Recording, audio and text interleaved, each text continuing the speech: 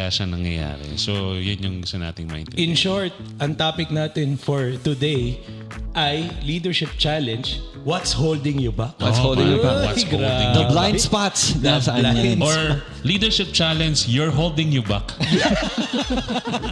You're holding yourself back. How do you know if you're holding yourself back? Yeah. And hindi siya hindi naman siya to attack people. Pero it's... Attack yourself. Attack yourself. Pero being Self-offense. aware diba? Being aware na ikaw na ang problema. Self-offense daw yun. Sabi Yeah.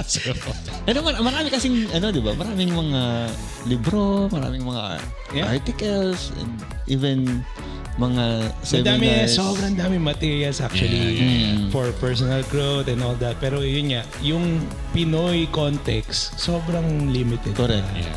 So yun yung hope natin na Makontextualize yung mga to in a Pinoy setting. Setup. Na mas applicable sa Eastern. Kasi pag very Western, very... Oo, iba Iba sila Correct. Oo. Iba rin tayo So iba yung kultura natin. So ayan, simulan na natin to. So, define muna natin